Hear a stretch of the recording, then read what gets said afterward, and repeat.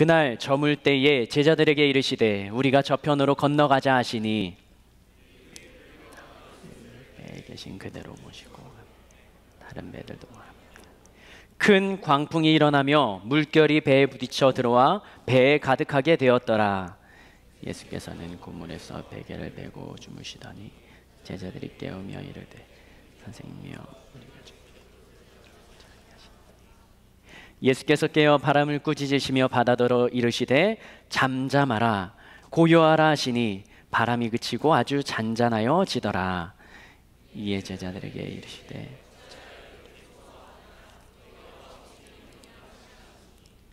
그들이 심히 두려워하여 서로 말하되 그가 누구이기에 바람과 바다도 순종하는가 하였더라. 아멘. 기도하겠습니다. 하나님, 오늘도 주님의 말씀을 듣고자 또 주님을 만나고자 이 자리에 걸음을 옮겨온 우리 청년들에게 주님의 살아계심을 보여주시옵소서. 기적과 같은 능력으로 보여주시는 것도 있지만 세밀하고 고요한 중에 주님의 음성을 들으며 주님이 나와 함께 하심을 경험할 수 있는 은혜가 있는 주님과의 만남과 교제가 살아 숨쉬는 시간이 되게 하여 주시옵소서. 오늘도 저희들은 마음의 문을 엽니다. 그리고 우리의 생각과 마음을 주님께로 고정합니다. 주님이 우리의 주관자가 되어주시고 오늘도 나와 함께 하시는 그 주님의 음성을 듣는 시간 되게 하여 주시옵소서. 오늘도 주님의 말씀에 귀를 기울이며 우리의 간절한 기도 제목과 소원의 제목까지 가지고 있지만 그러나 주님께서 나와 함께 하시면 이 모든 문제까지도 해결해 주시는 능력 있는 분, 살아계신 분이라는 믿음이 확신이 우리 안에 살아 숨쉬게 하여 주시옵소서. 오늘도 말씀을 전하는 자 듣는 자 모두 또 찬양을 드리며 또 기도하며 예배를 섬기며 돕는 모든 손길들을 통하여 아름답게 주님 앞에 연락받는 예배가 되도록 성령 하나님 마지막까지 인도하여 주시옵소서. 그렇게 하실 주님을 기대하며 예수님의 이름을 축복하며 기도합니다. 아멘. 어젯밤 2시 30분 새벽이죠. 새벽 2시 30분 여러분들은 뭐하고 계셨나요? 새벽 2시 30분 저는 눈이 떠져 있었습니다. 자는 중에 그냥 문득 눈이 떠졌어요. 그것도 그냥 아침 6시, 7시 돼서 눈 뜨면 굉장히 피곤한 눈으로 눈 깜빡이면서 뜨는데 그냥 맑은 정신으로 2시 30분에 딱 눈이 떠졌어요. 그리고 시계를 확인하고 이상하게 정신이 맑은 거예요. 지난번에 제가 설교하면서 이야기했지만 제가 한 10년 전쯤에 새벽에 그렇게 눈이 떠지면 성경을 펴가지고 이때는 하나님이 나에게 주신 말씀이 있구나 하고 성경책을 펴서 읽고 그게 시편 27편에 나오는 말씀이라고 한번 나눴었는데요. 어제는 제가 2시 30분 눈이 떠지고 맑은 정신으로 뭐 했을까요? 다시 잠들었습니다. 시계를 핸드폰을 내려놓고 다시 눈을 감고 잠을 잤어요. 밤에 자다가 이렇게 갑자기 깼던 경험이 있으신가요? 한 번 이상씩은 있죠. 어떨 때 이렇게 자다가 잠에서 깨어나나요? 배고플 때. 네, 그럴 수 있어요. 배고플 때. 무언가 그 다음날 있을 일이 좀 걱정되거나 염려될 때 그런 마음이 있을 때 이렇게 눈이 떠지기도 하고요. 그리고 굉장히 심각한 고민과 염려가 있을 때 그때 우리들은 잠을 못 이루기도 합니다. 한밤중에 깨어난다는 건 좋은 현상은 아니죠. 뭔가 부담과 염려와 이 안에서 모든 내 안에 있는 것들이 장기들이 제 역할을 감당하지 못하는 거죠. 잠을 잘 자는 것도 하나님이 주시는 복이라 하는데요. 사무엘은 잠자다가 무언가 소리를 듣고 3번이나 깨어납니다. 무슨 소리를 듣고 깨어나죠? 네, 사무엘아 사무엘아. 이렇게 영적으로 하나님이 주시는 음성을 듣고 깨어나는 거면 굉장히 반가울 거예요. 그런데 그렇지 않고 내 안에 있는 부담과 염려와 두려움 때문에 걱정 때문에 근심 때문에 잠에서 깬다는 건 굉장히 불편한 일입니다. 저는 어제 왜 2시 반에 눈이 떠졌을까요? 오늘 사역에 대한 부담 때문일까요? 2시 반에 일어나서 기도했으면 여러분에게 당당하게 잠에서 깨면 기도하세요라고 할 텐데 그렇지 못했기 때문에 오늘 설교 사역, 또 오늘 이후에 있을 우리 청년부 사역, 그리고 오전에 했던 찬양 사역, 이것에 대한 부담이 잠을 깨웠나 생각을 해봅니다. 이것들을 통틀어서 사람의 잠을 깨우는, 또 사람을 불편하게 하는 감정을 두려움이라는 단어로 좀 종합해 볼 수 있겠습니다. 염려든 걱정이든 근심이든 무언가 내 안에 두려움을 주는 상황 때문에 불편하기도 하고 몸이 경직되기도 하고 긴장하기도 하고요. 두려움에 사로잡힐 때는 이런 증상들이 나타나요. 몸이 굳거나 생각이 멎거나 나의 행동이 정상적으로 반응하지 않습니다. 그리고 일상생활을 하지 못할 만큼의 염려와 걱정 때문에 굉장히 우울감에 빠지기도 합니다. 그리고 다른 사람에게는 별일이 아닌데, 평상시에 나였으면 별일이 아닌데 이런 두려움과 불안함이 나를 사로잡으면 굉장히 신경질적인 반응을 보이기도 합니다. 그런데 이런 두려움의 많은 비율이 아직 일어나지 않은 일에 대한 두려움이라는 것 알고 계십니까? 그런 것 때문에 나는 불안해하고, 우리 청년들에게는 아직 일어나지 않은 일, 앞으로의 직장이나 비전이나 아니면 결혼이나 앞으로 내가 살아가야 되는 상황에 대한 걱정과 염려와 근심이 있죠. 그것에 대한 두려운 마음을 가지고 있습니다. 근데 일어나지 않은 일이면 그래도 내가 반응하며 준비하며 그것을 헤쳐나갈 수 있으니까 그래도 괜찮은데, 어려운 상황, 힘든 상황이 나에게 닥쳐버려서 상황이 이미 벌어져서 닥치는 두려움, 경험하는 두려움 앞에 놓였을 때는 이것은 해결할 길이 없다라는 생각이 들면 나의 삶에 굉장히 어려운, 또 나의 삶 가운데 포기와 실패와 좌절과 절망으로 나 자신을 몰아넣는 그런 상황이 어려운, 힘든 삶의 순간순간입니다. 이러한 상황이 오늘 본문에 등장합니다. 신약 성경의 공관복음이라고 말하는 마태, 마가, 누가, 요한복음에는 예수님과 관련된 이야기가, 예수님이 하셨던 일들에 대한 이야기가 기록되어 있습니다. 그 중에 세 개의 성경책에 기록된 본문이죠. 마태복음, 마가복음, 누가복음에 기록된 내용. 배를 타고 가는데 뭐가 그 바다에 일어납니까? 풍랑이 일어나죠. 근데 이 배는 누가 타고 있는 배예요? 예수님과 예수님의 제자들이 타고 있는 배예요. 누구든지 그 배에 타고 있다라면 두렵고 무서운 상황이에요. 이 바다에 일어나는 풍랑을 사람이 해결할 수가 없잖아요. 그냥 그 상태로 버티는 것밖에 할 수가 없는 거죠. 자연재해 앞에서는. 이 제자들이 그런 마음과 두려움과 걱정을 가지고 떨고 있는 그 상황 가운데 예수님은 제자들을 향하여서 이렇게 말씀하십니다. 왜 그렇게 무서워하느냐? 아니, 무서워할 만한 상황이잖아요. 배 타고 배가 뒤집힐 상황인데 두려워하지 않을 상황인가요? 그런데 예수님은 뻔한 물음을 제자들에게 하시는 거죠. 왜 그렇게 무서워하느냐? 이 상황을 한번 살펴볼까요? 마태복음 4장 36절, 37절 두 절 말씀을 같이 한번 읽어보겠습니다. 마가복음 4장 36절에서 37절 말씀까지입니다. 같이 한번 읽어보죠. 시작. 그들이 무리를 떠나 예수를 배에 계신 그대로 모시고 가매 다른 배들도 함께 하더니, 37절이요. 큰 광풍이 일어나며 물결이 배에 부딪혀 들어와 배에 가득하게 되었더라. 이때 예수님께서는 뭐하고 계셨냐? 38절 같이 한번 읽겠습니다. 시작.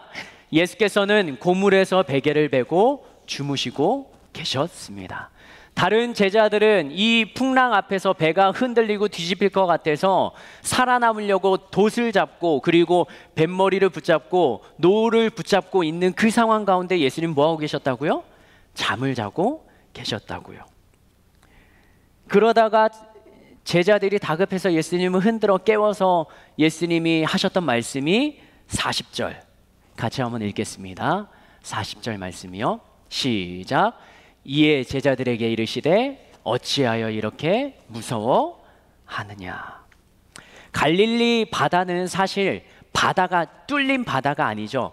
호수입니다. 그런데 그 호수가 크다고 해서 바다라고 불렀습니다.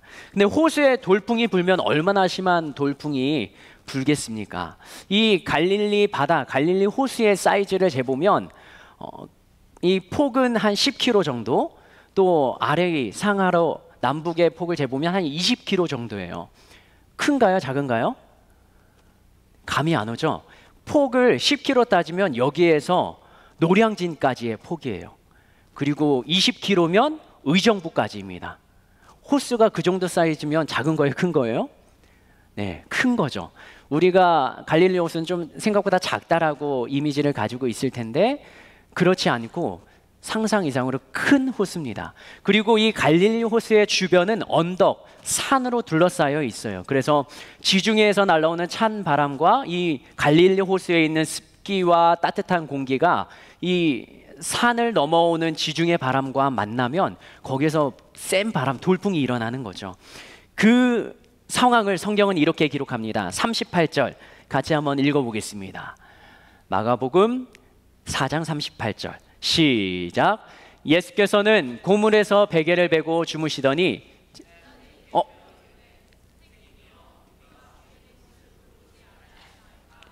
네, 제자들이 선생님을 깨웁니다. 그리고 말합니다. 선생님, 우리가 어떻게 된 상황이라고요? 죽게 된 상황이라고요. 제자들이 겪는 상황, 체감하는 상황은 장난이 아닌 거예요. 죽음 앞에 있는 겁니다. 그냥 배 타고 예수님과 함께 지나가서 우리는 상황이 종료되고 예수님이 말씀하셔서 이 풍랑이 잠잠해지고 끝났던 일이니까 우리는 좀 가볍게 여길지 모르지만 이 본문 속에서 제자들이 겪는 상황은 우리가 죽게 되었다라는 거죠. 이 장면을 네덜란드의 화가 렘브란트라는 화가는 이렇게 그림을 그렸습니다. 한번 보여주시겠습니까? 렘브란트 화가가 그린 그림이에요. 굉장히 멋있게 그렸죠. 이 그림 속에 있는 사람들의 모습을 보면 그러면 우리들의 모습이 이 안에 들어가 있습니다. 어려움과 두려움을 느낄 때 겪는 상황이에요. 선명하지 않지만 이 뱀 머리 쪽 그리고 배 꼬리 쪽에 있는데요. 뱀 머리 쪽에 있는 이 한 사람은 무엇을 붙잡고 있습니까? 돛을 붙잡고 있죠. 풍랑 앞에서, 어려운 상황 앞에서 우리들은 무언가를 붙잡고자 합니다. 근데 그 붙잡는 대상이 뭐냐? 이 어려움을 해결할 수 있는, 내가 떨어지지 않으려고, 여기 상황에서 살아남으려고 무언가 붙잡는다는 거예요. 우리들도 인생을 살아가면서 겪는 어려움 속에서 내가 이것을 돌파하려면 붙잡는 것들이 있을 것입니다. 그게 바로 이 풍랑 앞의 제자들의 모습이기도 합니다. 또 한번 보여주시죠. 그림을 한번 띄워주시겠습니까? 네, 그리고 여기 있는 사람들은 마찬가지로 붙잡고 있는데 여기 머리에서 유난히 주황색 빛을 띠는 사람이 한 사람이 있어요. 이 사람이 바로 예수님. 잘 안 보이면 그냥 핸드폰 꺼내가지고 렘브란트의 갈릴리 바다 이렇게 치시면 나옵니다. 네, 한번 핸드폰 찾아서 사용해서 찾으셔도 됩니다. 여기 오른쪽 두 번째 있는 이분이 예수님이에요. 근데 예수님과 멀리 떨어져서 자신이 살아남으려고 돛을 붙잡는 사람이 있는가 하면 여기에 있는 사람처럼 예수님 주변으로 몰려드는 사람도 있어요. 우리가 문제 상황이 생기면 예수님 주변으로 찾아옵니다. 그래도 예수님을 믿는 사람, 신앙이 있는 사람들이죠. 그런데 여기 있는 사람들 중에 렘브란트라는 화가는 어떻게 그림을 그렸냐? 여기 예수님 바로 뒤에 있는 사람은 뭐를 잡고 있습니까? 노를 잡고 있습니다. 예수님 주변에 있지만 그러나 여전히 이 노는, 이 풍랑을 헤쳐나가야 되는 이 도구, 노는 놓을 수가 없는 거예요. 그리고 잘 안 보이지만 여기 예수님 바로 앞에 있는 이 사람은 뭐하고 있냐? 예수님의 멱살을 잡고 있어요. 이 바다를 건너가는 이 상황이 어떻게 시작됐냐? 예수님이 제자들한테 저 길 건너로 반대편으로 건너가자 해서 제자들이 예수님을 따라서 배를 탄 거거든요. 그 상황의 그 심정을, 제자들의 심정을 표현한 것 같아요.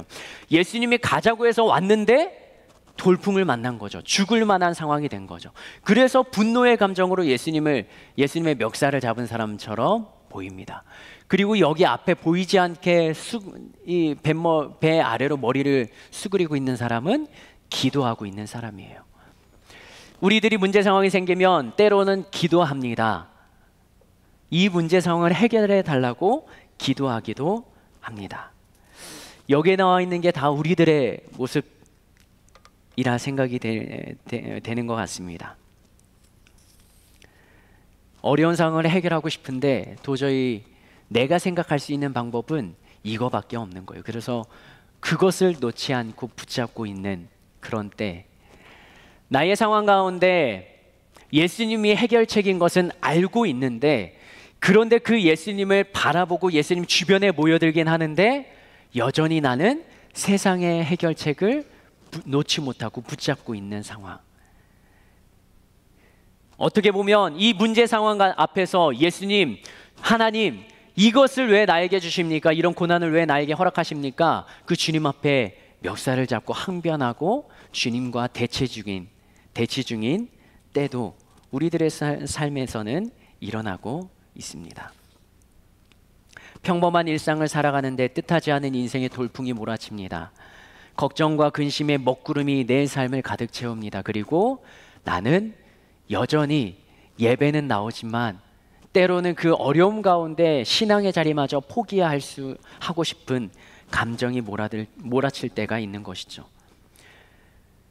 갑작스러운 질병이 나를 억누를 때, 또 잘 다니던 직장에서 나를 내쫓을 때, 경영하던 사업이, 또 내가 운영하는 사업이 잘 풀리지 않을 때, 잘 지내던 사람들과, 원만하던 사람들과 갑자기 별거 아닌 일을 가지고 관계가 끊어지고 깨어질 때, 상처를 받을 때, 인생은 예측할 수 없습니다. 그래서 더 두렵게만 느껴집니다. 내가 가진 것이 없어지는 그때가 나를 절망으로 빠뜨리는 그 상황. 오늘 본문에서는 폭풍의 죽음의 순간 앞에 놓인 제자들, 그러나 오늘 본문에서는 말하는 것이 그 어려움이 인생 가운데 있다는 것이 아니라, 인생 가운데 어려움이 있어도 이것을 헤쳐나갈 방법이 있다는 것을 본문에서 말해주고 있습니다. 상황이 만만치 않죠. 무섭고 힘듭니다. 그러나 죽음의 공포, 해결할 수 없는 상황, 해결책이 보이지 않는, 내가 어떻게 반응할 거리가 없는 것처럼 여겨지는 그 두 손 두 발 닫은 상황에서도 해결책이 있다는 것을 성경은 제시합니다. 제자들은 할 수 있는 모든 방법을 다 쓰죠. 그 돛을 붙잡기도 하고, 무게를 가볍게 하려고 짐을 버리기도 하고. 그런데 다 모든 상황에 반응을 보이고 내가 다 노력을 기울여도 더 해결되지 않은, 이제는 모든 것이 끝났다, 우리는 죽을 수밖에 없다라고 생각하는 그때 저기 아래 누워있는 한 분을 발견합니다. 누구죠? 예수님이에요. 같은 배에 타고 있었어요. 출발할 때도 같이 타고 올라왔습니다. 그런데 내가 다급하니까, 내가 힘들어지니까, 나의 상황이 어려워지니까 같이 계신 그분, 지금까지 기적을 일으키면서 사람들, 온 무리들을 이끌고 다니셨던 능력이 있는 그분을 제자들은 바라보지 못합니다. 근데 내가 더 이상 할 수 없다고 생각하는 그때 저 아래에 계신 그분을 발견하게 됩니다. 그리고 그 예수님을 흔들어 깨웁니다. 그리고 이렇게 이야기합니다. 38절 다시 한번 읽어보도록 하겠습니다. 시작. 예수께서는 고물에서 베개를 베고 주무시더니 제자들이 깨우며 이르되 선생님이여, 우리가 죽게 된 것을 돌보지 아니하시나이까? 제자들은 물어봅니다. 선생님이 가라고 해서 온 거잖아요. 그런데 선생님이 가자고 했는데 왜 우리를 이 죽음의 상황 가운데 돌보시지 않습니까? 관심을 두시지 않습니까? 왜 그냥 잠을 자고 계십니까? 그 선생님을 향하여서, 스승을 향하여서 제자들은 말하는 거예요. 자기들은 죽을 것 같은데 예수님은 천하태평이죠. 잠을 자는 게 더 신기한 거죠. 선생님이 우리가 죽게 된 것을 왜 돌보지 않으십니까? 제자들이 어떻게 하는 겁니까? 어려운 상황을 주님 앞에 토로합니다. 예수님을 흔들어 깨웁니다. 이것이 바로 우리가 어려운 상황 가운데 해야 되는 첫 번째 반응입니다. 그것이 뭐냐면 내 상황이 어렵고 힘들고 길이 보이지 않을 때 그 전이라면 좋겠지만 그 힘든 상황 가운데 놓인 나라면 내가 누구를 찾아야 된다고요? 예수님을 찾아야 된다고요. 한번 따라할까요? 나의 힘든 상황 가운데 예수님을 찾는다. 이것이 어려움 중에 해결 받을 수 있는 첫 번째 길입니다.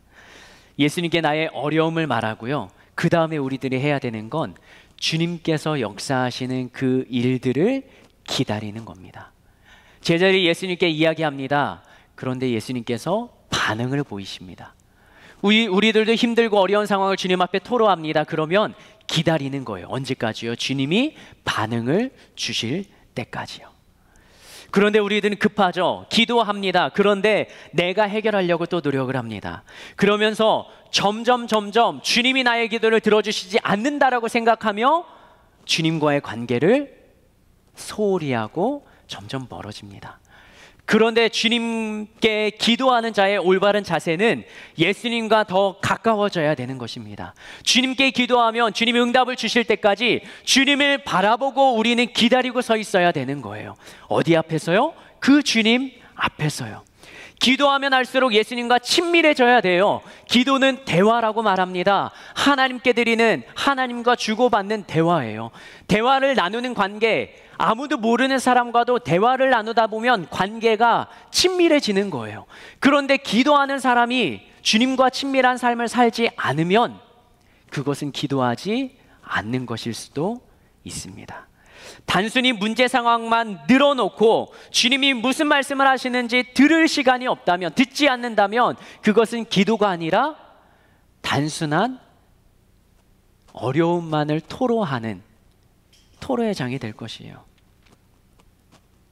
문제 상황 앞에 문제가 해결받는 것, 거기에 핵심은 그 주님이 나와 함께 하시는, 주님이 나와 함께 하시다는 믿음이 있을 때 가능한 것입니다.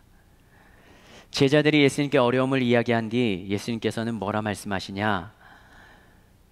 39절 예수님이 하셨던 행동과 40절 예수님께서 제자들에게 하셨던 말씀, 그 두 절을 같이 한번 읽어보겠습니다. 시작. 예수께서 깨어 바람을 꾸짖으시며 바다더러 이르시되 잠잠하라 고요하라 하시니 바람이 그치고 아주 잔잔하여 지더라. 이에 제자들에게 이르시되 어찌하여 이렇게 무서워하느냐? 너희가 어찌 믿음이 없느냐 하시니. 일단 그 문제 상황을 해결하여 주십니다. 그리고 말씀하세요. 왜 두려워하느냐? 왜 무서워하느냐? 그리고 하셨던 말씀이 뭐예요? 어찌하여 무엇이 없느냐? 믿음이 없느냐? 예수님께서는 이 두려움이라는 감정을 뭐와 매치시키십니까? 믿음이라는 것과 매치시킵니다. 제자들이 두려움에 쌓입니다. 그때 그들에게 필요했던 건 두려움을 극복하기 위한 여러 가지 행동들일 수도 있지만 그러나 믿음이 필요했습니다.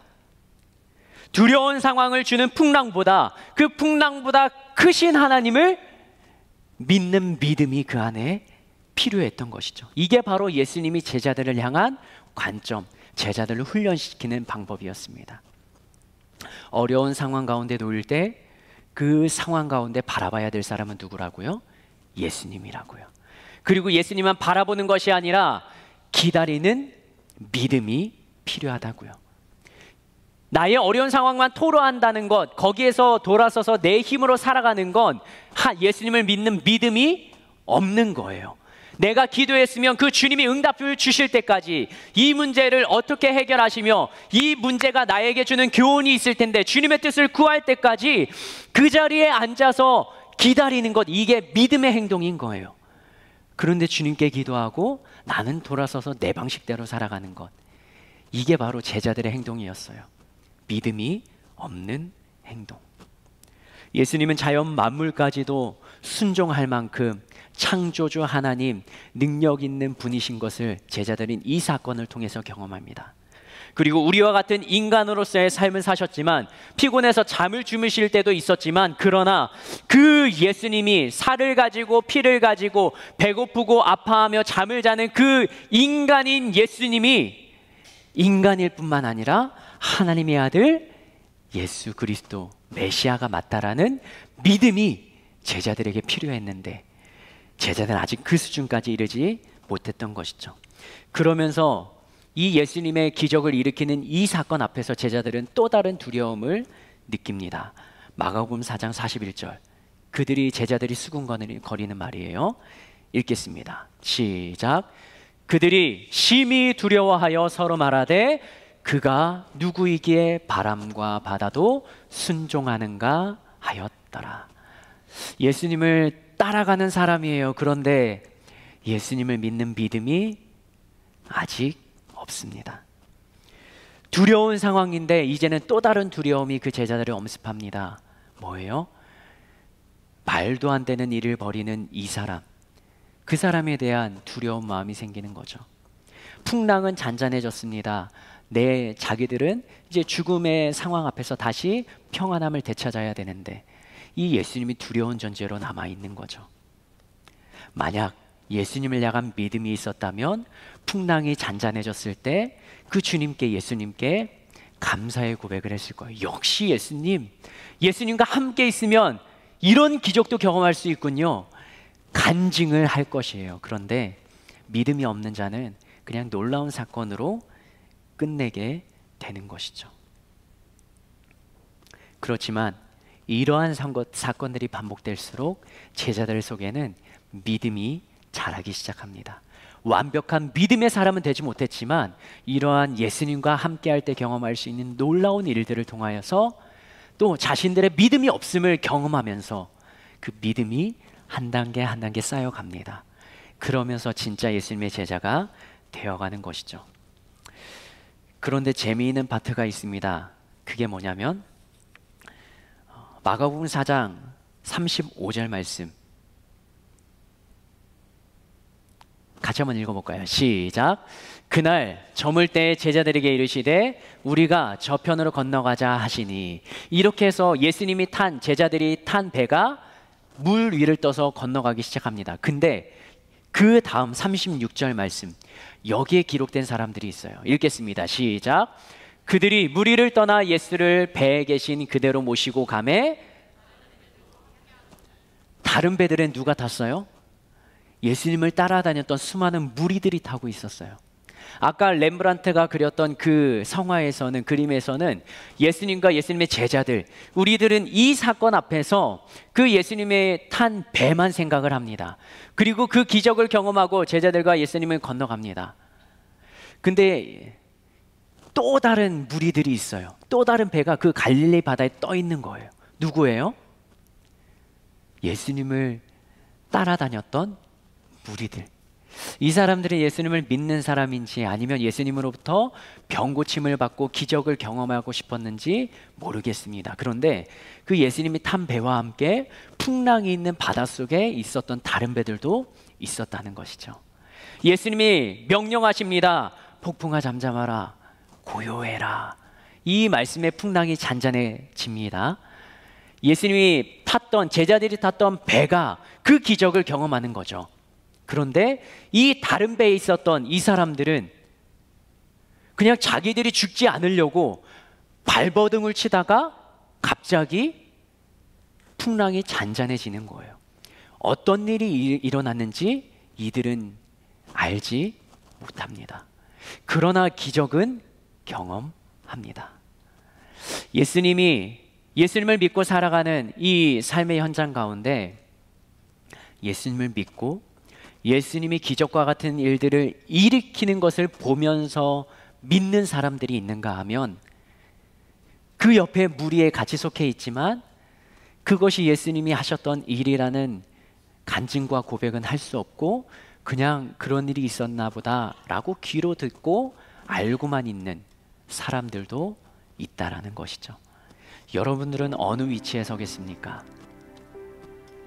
예수님과 함께하면서 그 기적을 경험하면서 여러분들의 입술로 예수님이 살아계신 분이시다. 예수님은 나의 삶 가운데 이런 어려움과 고난 가운데 내가 기도하고 간구하면 응답해 주시는 분이시라는 고백을 하시겠습니까? 아니면 그냥 따라가는 무리 속에 섞여서 누군가는 그런 기적을 경험하고 체험하는데 그런 일이 있는가 보다, 그리고 그냥 나의 일상을 살아가시겠습니까? 제자들에게도 아직까지 예수님이라는 존재는 배에 탄 그 상황, 이 본문의 상황에서는 선생이라고 표현하고 있습니다. 하나님의 아들로 믿지 못합니다. 그런데 그 상황이지만, 그러나 계속적으로 예수님 옆에 붙어 있고 예수님과 함께 하면서 살아가는 그들이었기에 예수님의 제자로서의 삶까지 나아갈 수 있었습니다. 우리들도 예수님을 그저 성경 속 인물로만 알고 있을지도 모르겠습니다. 이 믿음의 척도는 바로 우리들이 살아가는 삶의 현장입니다. 예수님을 믿는 사람이라면 삶의 현장에서 그 믿음의 삶이 드러나는 것입니다. 세상 사람들도 삶의 어려움을 겪죠. 믿음의 사람도 삶의 어려움을 겪습니다. 경제적인 어려움, 관계의 어려움, 인생의 불확실한 미래에 놓고 미래에 대한 두려움까지, 세상 사람들, 이 땅에 발을 딛고 살아가는 모든 사람들이 겪는 그 어려움.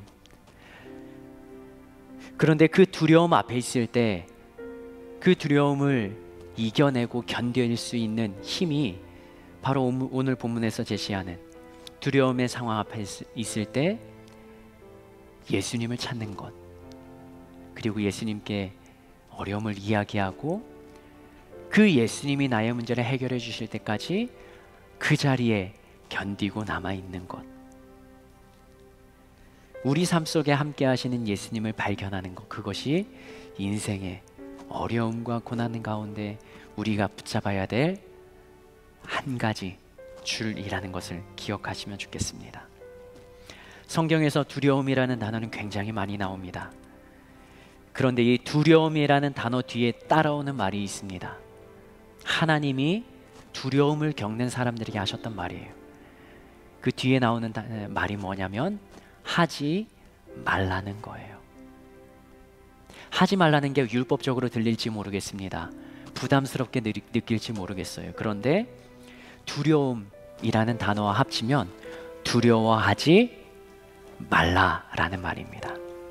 이것이 성경에 300여 번 나옵니다. 그 중에 여러분들도 알고 있을 만한 말씀이, 하나님이 위대한 지도자 모세가 죽고 난 다음에 이스라엘 백성들을 이끌어 나가야 되는 그 후계자 누구죠? 여호수아에게 하셨던 말씀이에요. 여호수아 1장 9절 말씀 같이 한번 읽어볼까요? 시작. 내가 내게 명령한 것이 아니냐. 강하고 담대하라. 두려워하지 말며 놀라지 말라. 네가 어디로 가든지 내 하나님 여호와가 너와 함께 하느니라 하시니라. 아멘. 띄워주시겠습니까? 여호수아가 두려워한 것 같아요. 그래서 이 말을 하나님이 여호수아에게 직접 하십니다. 네가, 하나님이 너에게 명령한 것인데 네가 왜 두려워하냐는 거예요. 하나님이 우리에게 이 땅의 삶을 허락하셨는데 왜 두려워하는, 하나님이 우리의 인생의 인도자라는 믿음이 있다면 두려워하지 않을 이유가 있다는 것이죠. 왜냐하면 하나님이 어떻게 하신다고요? 나와 함께 하신다고요. 그렇게 할 수 있는 이유는 하나님이 살아계신 분이기 때문에요. 하나님이 전능하신 분이기 때문에. 그래서 시편 기자는 이렇게 고백합니다. 이 말씀을 읽고 우리가 말씀을 마치겠습니다. 시편 45편 5절 말씀이에요. 같이 한번 읽겠습니다. 시편 45편 5절 말씀. 맞나요? 제가 본문을 잘못 찾은 것 같아요. 제가 시편 말씀을 읽어드리겠습니다. 내 영혼아, 내가 어찌하여 낙심하며 어찌하여 내 속에서 불안해하는가? 너는 하나님께 소망을 두라. 그가 나타나 도우심으로 말미암아 내가 여전히 찬송하리로다. 낙심하고 불안해하는 그 상황 가운데 어떻게 하라고요? 하나님께 무엇을 두라고요? 소망을 두라고요. 하나님이 해결해 주실 것을 믿음으로 그 자리 가운데 기대감을 가지라는 거예요. 내 힘으로는 할 수 없지만 하나님이 함께 하시면 가능케 된다라는 것이죠. 그래서 하나님이 나타나셔서 우리를 도와주실 텐데 그 도와주시는 일들을 우리는 어떻게 하냐? 여호와께 찬송하라는 거예요. 찬송이라는 것, 우리가 부르는 이 찬양의 가사들, 그건 다 고백이거든요. 하나님이 그 작곡가 작사자들에게 주셨던 하나님이 일하심을 한 글자 한 글자 적어가면서 그들의 고백, 그들의 신앙, 그들의 삶의 경험들, 그걸 녹여내고 고백한 것들이 바로 우리가 부르는 찬양인 거예요. 여러분들의 고백은 무엇입니까? 하나님은 내 삶 가운데 역사하시지 않는다는 말만 하고 계십니까? 아니면 주님이 나에게 주신 은혜와 감동들이 있어서 그것을 셀에서도 이야기하며 가족들에게 이야기하며 그것을 전도할 때 나의 간증으로 이야기하십니까? 그러한 경험이 필요합니다. 그리고 그러한 경험이 우리의 믿음을 두려운 어려운 상황 가운데 견딜 만한 힘과 능력을 줍니다. 살아계신 하나님에 대한 경험. 시간 함께 기도합시다.